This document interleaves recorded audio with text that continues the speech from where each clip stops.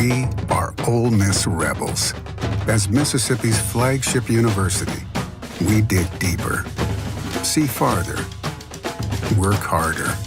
We pioneered human organ transplants. We helped prove Einstein's theory of gravitational waves. We are conducting life-changing research that solves the problems of today.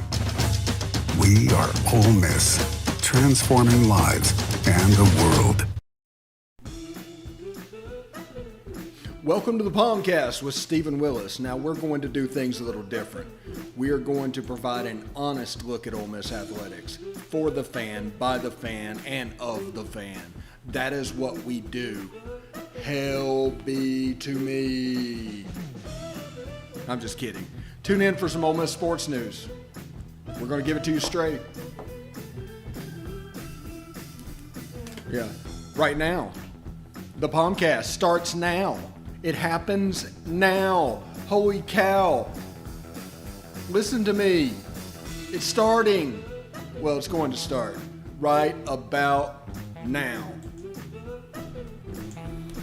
Good morning, good morning, good morning. Welcome to the POMcast on this Thursday morning, 10 o'clock Central currently, 11 o'clock Central Eastern. Thank you very much for joining us today. Today on the show, we're going to go over a little bit Jaemyn Brakefield picking Ole Miss to transfer from Duke.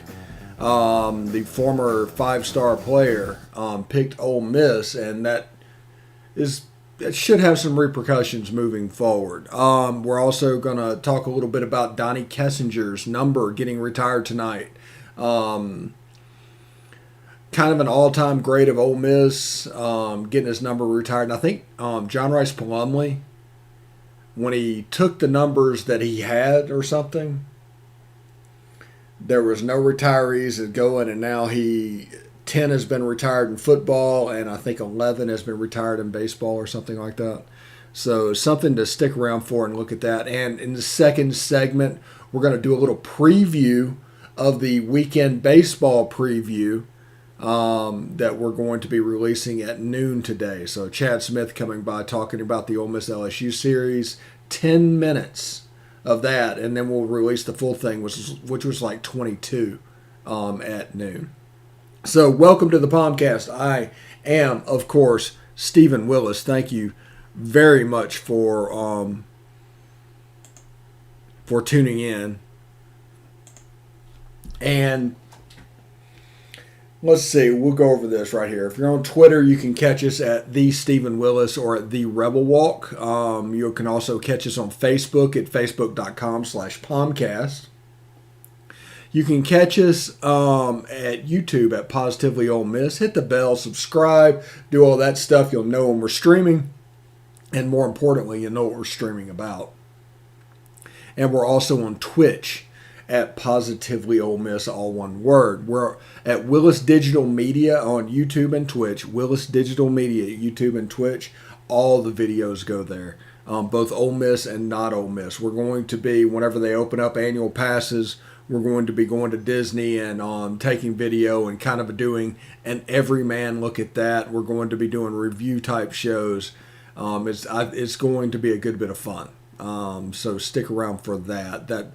That is kind of the next step of this thing as we are growing up. And this weekend on Saturday we'll have an instant reaction for baseball in the LSU series, and we'll have an instant reaction for the Grove Bowl with Jake Evans from the flagship football show. We're going to talk a little bit about the game. He's going to be there. I'm going to catch it on television, watching it in the palatial Central Florida studios, probably while I'm doing the instant reaction to baseball, if we're going to be honest. But we'll see how that works out as well. Before we get started, I want to tell you about the Vault Society. What's the Vault Society? Well, right now, the big push at the Ole Miss Athletics Foundation is for the Vault Society support, which is a 5-year commitment of support. Membership starts at $5,000 a year, and there's a benefit chart on the site. We'll tell you the site in just a second. All gifts to the Ole Miss between now and June 30th will receive triple points. 2 types of points available. Red points are non-deductible and go towards priority seating. Blue points are 90% tax deductible and go towards parking and non-home ticketed games, postseason bowl games, neutral site, like the Ole Miss versus LSU or Louisville game in the Georgia Dome to start off next season. That would be a neutral site game, so that's how you can affect your ability to purchase tickets within the Ole Miss section there. So it's the Vault Society. You can check it out at give2athletics.com. Again, that is give2athletics.com. Once again, I am Stephen Willis. Thank you very much. And Ole Miss got Jaemyn Brakefield to commit to them from Duke. He's transferring away. And two things. First of all, this is the third top 50 player that is committed to be a part of next year's roster. I don't think Ole Miss has ever had 3 top 50 players on their roster in Ole Miss men's basketball at one time. I'm not even going to look that up and research it. I just don't think it's happened. We've recruited a certain way and we've done things a certain way for so long. It's a weird feeling to have that much elite talent on the court at the same time. And those 3 would be Matthew Morrell, Deshaun Ruffin, and Jaemyn Brakefield. So we're going into next season with the potential to put 3 top 50 players on the court at one time. Now we need an outside shooter. We need players like Grant Slatton and Eric Vanderheiden to come through with the outside shooting. They did that really well. Jaemyn Brakefield is a 3-point shooter. So he'll go out and take threes from time to time. That'll decompress the lane. We have the rim protection of Nasir Brooks. It's going to be a very interesting prospect for Ole Miss basketball moving forward of how this will look. Now, all the rumors out there is that Ole Miss wants to play at a more up-tempo pace next year. Well, that is great. It seems like these guys fit that bill. I don't know, about Jarkel running point. If you put him at the 2, all of a sudden you get a little smaller. But there might be a situation where you see Jarkel at the 2 and Deshaun Ruffin playing the point guard. Matthew Morrell may be at the swing player, spelling Luis Rodriguez. Luis Rodriguez moving to the 4 or whatever, and Jaemyn Brakefield at the 5. But it'll be interesting to see. And this is what excites me about the new rules about transfer and the transfer portal. Now, all these players that we miss on, for whatever reason, we'll say lack of recruiting infrastructure or anything like that, now you get a second grab at the apple.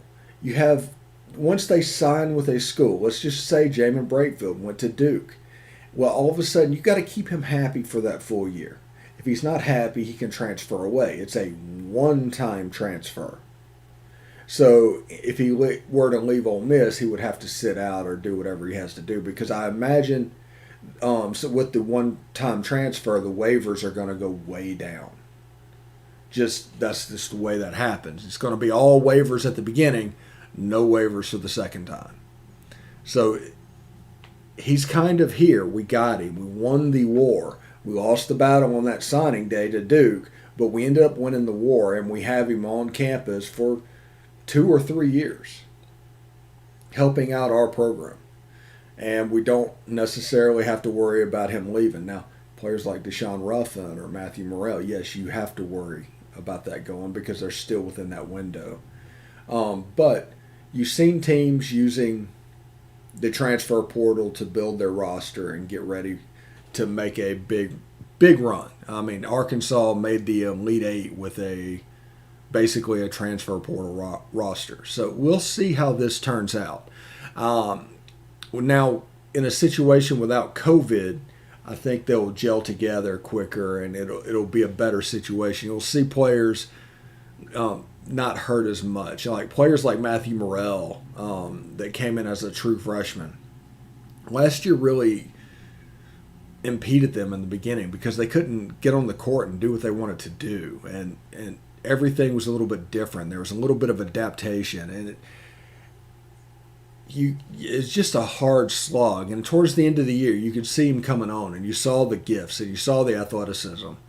But now in a situation without COVID, Now, in a situation where you don't have to worry about COVID and you can have a normal off season, it's going to be interesting to look at. I think I need to check the rules about the off-season basketball tournament, but this maybe next summer, not this summer, next summer, you can go on an international basketball thing, and they probably wouldn't do it this year anyway because of COVID, because travel advisories are going across 80% of the world at this point. And we're doing a fantastic job of vaccinating people, so that's cool to see. It's cool to see. It's nice to see us go from being a walking calamity 3 months ago to now leading the world, and countries with a head start on us are just trying to stay even because our infrastructure is so good. So anything we want to do, we can accomplish. Don't let people tell you any different. Anything we want to do, we can accomplish. We just have to put our mind to it. So. Jaemyn Brakefield did commit to Ole Miss basketball from Duke. He's a 4. He can do a little pick and pop. I'm kind of worried about him on the defensive end, but I think Kermit will get him where he needs to be. But on the offensive end, he has a lot of tools. Now, he's not really – you don't look at him when he plays and say, oh, okay, he can do this and this really well. No, he just does everything well.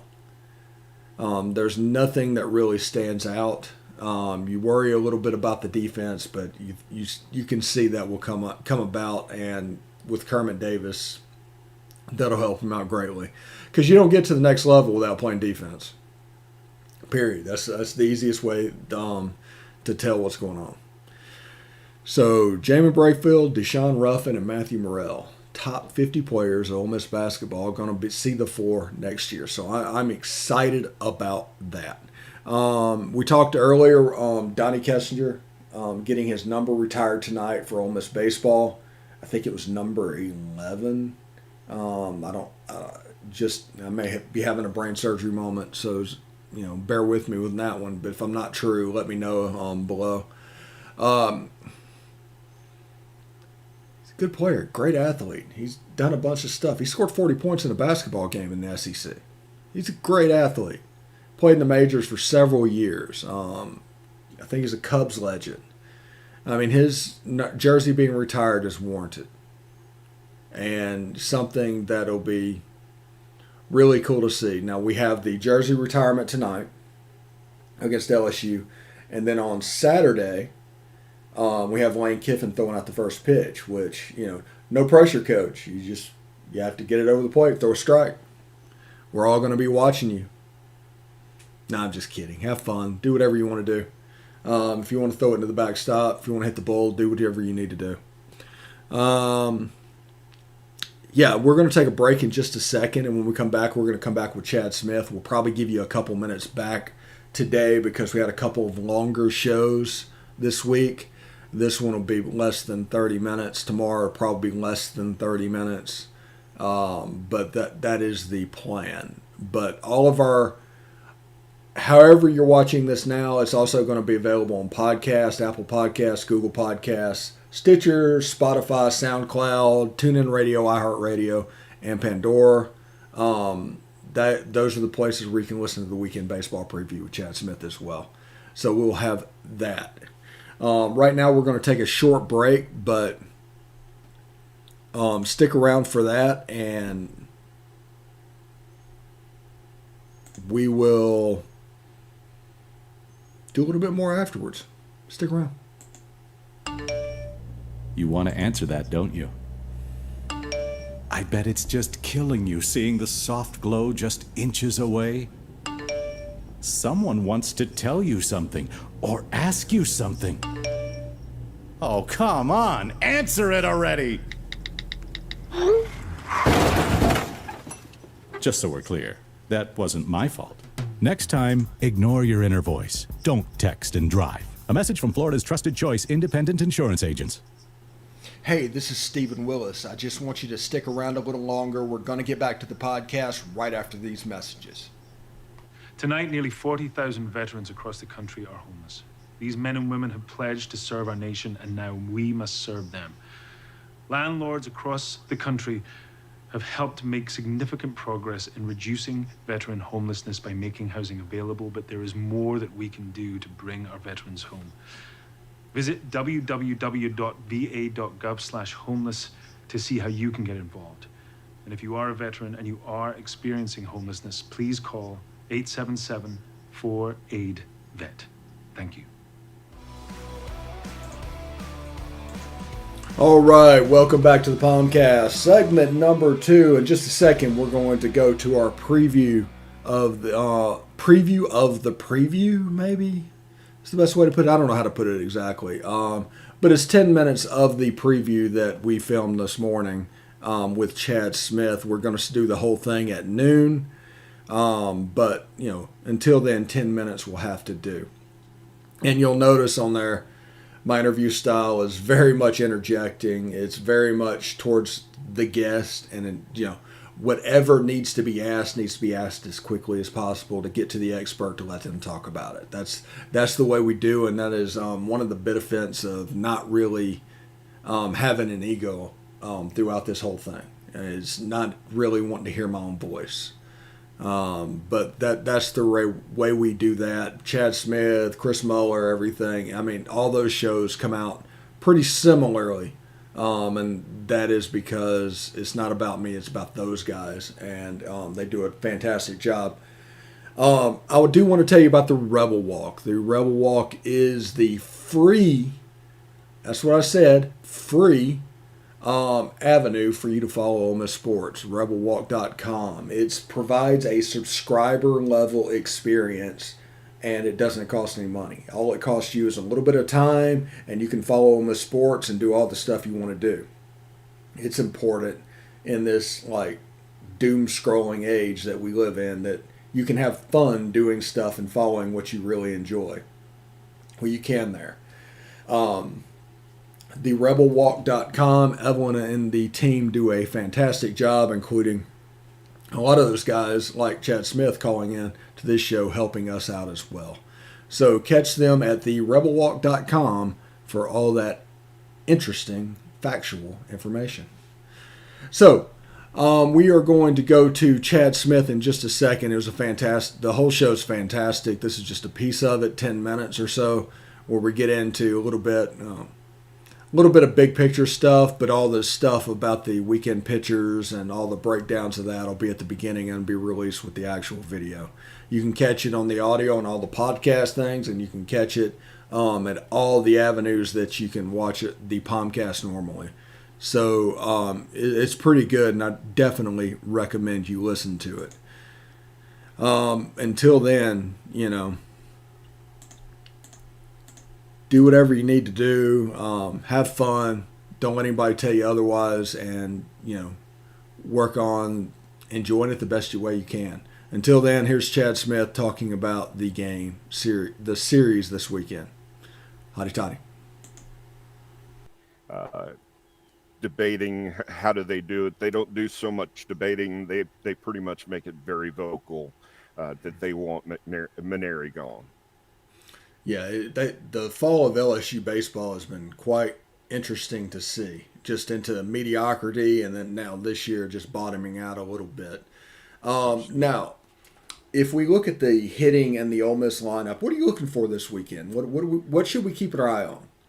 All right, so there was one main thing that I saw last week out of our lineup that we need to improve on dramatically, and that is the beginning, the top of the lineup card. We didn't have as much, and I'm not going to say we didn't have any production out of these guys because they are relied upon very heavily, but we didn't see as much progress or as much production out of Gonzo. We didn't see it out of Chatty, and we didn't see it out of KG. Kevin Graham, we need Kevin Graham to come in there, and while we can't count on him to produce the Tim Elko numbers that Tim Elko was producing before we went out with this injury, we do need to see it out of those three batters. Those three batters set the tone for the whole game, and They just didn't provide the most or their best games. Let's put it that way. At the same time, let me just say this: Mississippi State's bullpen and their pitchers pitched them better than any other part of the lineup. From the middle down. So I want to see better games, a better approach. I also want to see Chatty go up to the plate and not swing for the fences. He has the ability to take that ball and just dump it over into the gaps, dump it over for singles, get on base, and that's what we need him to do, especially in that two spot that he was hitting on Sunday. Okay, and a little bit of a question. This is kind of a curiosity thing. I talked to Chris Muller after the Mississippi State game. When you see teams doing that pronounced a shift inside of two strikes, why don't teams bunt? Well, so first of all, you've got to be a bunting team. You've got to show that you can bunt quite a bit and you can do it successfully in several different situations. Uh, a lot of coaches, and I believe Coach Mike is one of them, likes to hit through the shift. And once he sees that shift on, hit the ball in the opposite field and get on base at that point. You get the base on if you get the hit to the opposite field going the opposite way of the shift, then you could be looking at a double, possibly a triple, depending on who is shifting. I'm not a proponent of the shift. It works occasionally to uh, very to batters that don't really have another hit, if you will, or another tendency. If they always hit up the middle, or they always hit to the left side, I can see where it could be an advantage, especially if they cannot pull that pitch or push that pitch the other way. Yeah, it just scared. It was just a weird thing because the ball was being pitched outside, which tells me opposite field hit to a left-handed batter or to a right-handed batter, but the shift was going straight pull, and I was like, it's almost counterintuitive. Right. Um, It, oh, go ahead. it's definitely a difficult thing to do, and especially if you're up there, your approach. Also, we're not playing like the majors. These players don't play like 152 games, I believe it is, like the majors does. Major players do. So these guys get in a habit, get in a flow of doing the style of hitting they do best.